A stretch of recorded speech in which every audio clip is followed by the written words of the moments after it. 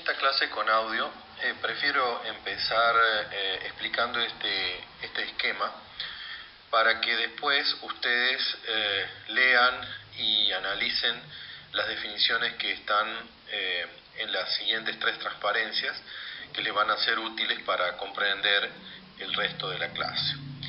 En este esquema empieza con un título de isomería, ya que es el concepto que engloba todo lo que vamos a discutir, dentro de lo cual lo más importante es la estereoisomería, pero vamos a desarrollar un poquito más en términos generales la isomería en todo su alcance. Para entender este esquema, supongamos que estamos en presencia de distintas moléculas que tienen fórmula molecular carbono 4, hidrógeno 10, oxígeno. Eso quiere decir que estamos en presencia de varios isómeros. Entonces, para saber qué relación existen entre todas estas moléculas que tienen la misma fórmula molecular y por lo tanto el mismo peso molecular, vamos a comenzar a hacernos preguntas. La primera pregunta que nos hacemos es si tienen idéntica conectividad. Si la respuesta a esa pregunta es no, entonces estaremos en presencia de isómeros constitucionales, es decir, están formados de distinta manera, a pesar de que en total tengan el mismo tipo y número de átomos, por lo cual son isómeros.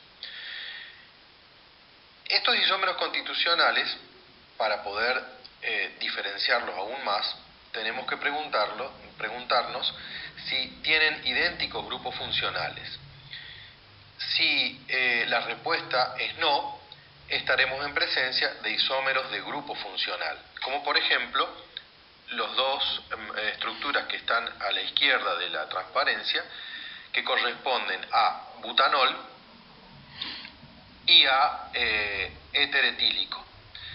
Ambos compuestos respetan la misma fórmula molecular, pero uno es un alcohol y el otro es un éter. Si la respuesta a la pregunta idénticos grupos funcionales es sí, estaremos en presencia de isómeros de posición, es decir, todos serán alcoholes, pero el grupo que les da la característica, es decir, el oxidrilo, está ubicado en una posición distinta en la cadena alquílica.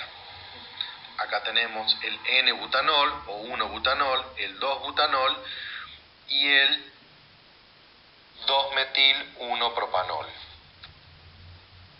Entonces, con esto hemos terminado de analizar la izquierda del esquema, cuando la primera respuesta a la pregunta idéntica conectividad era no.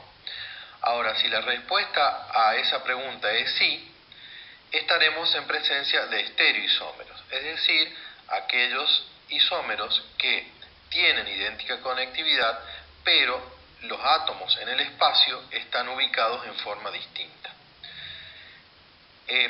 Posterior a esto, nos tenemos que preguntar si estos estereoisómeros son convertibles por rotación de enlaces sencillos.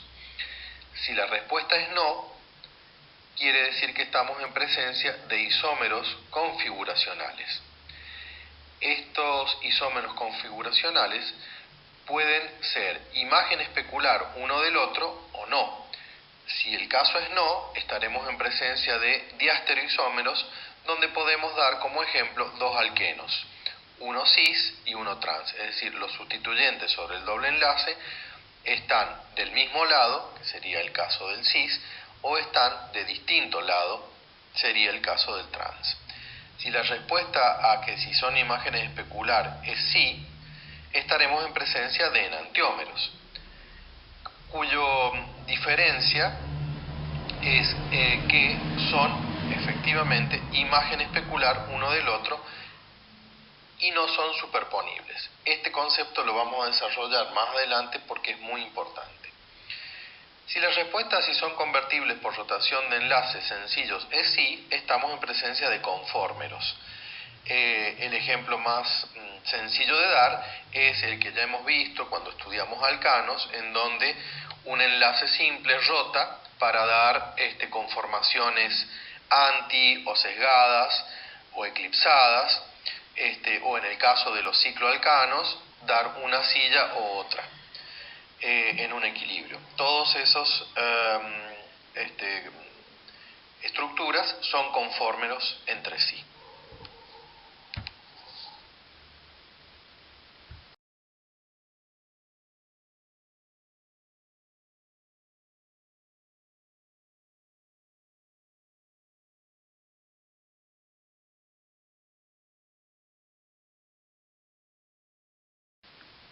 Aquí vemos ejemplos de isómeros de cadena. Esta isomería fundamentalmente se da en alcanos. Acá tenemos tres ejemplos para una fórmula molecular de carbono 5 hidrógeno 12 que responde a la fórmula general de alcanos, en donde podemos presentar el N-pentano, es decir, cadena lineal de 5 carbonos, el 2,2-dimetilpropano, que es un propano sustituido en carbono 2 por 2 metilos, y el 2-metilbutano, ¿no es cierto?, que es una cadena de 4 carbonos con un metilo en posición 2. Aquí vemos otro ejemplo de isómeros de función. En el esquema habíamos visto la diferencia entre un alcohol y un éter. Aquí vemos la diferencia entre un aldehído y una acetona, los cuales en este caso responden a la misma fórmula molecular, carbono 3, hidrógeno 6, oxígeno, pero uno es de la familia de los aldehídos y el otro de la familia de las cetonas. Esto también nos sirve para ir identificando estos grupos funcionales, que son muy importantes y muy comunes en la química orgánica. Los aldehídos terminan la cadena alquílica en un carbono unido con doble enlace a oxígeno y a su vez a un hidrógeno. Mientras que las cetonas, el carbono que está unido con doble enlace a oxígeno siempre está unido a otros dos carbonos. Esa es la diferencia entre un aldehído y una acetona. Ambos contienen un grupo carbonilo, que es como se denomina el grupo funcional carbono doble enlace oxígeno, pero el aldehído tiene solo un carbono unido a ese carbono carbonílico, mientras que en la acetona ese carbono carbonílico está unido a otros dos carbonos. Noten, como he venido insistiendo, que el carbono siempre tiene 4 enlaces.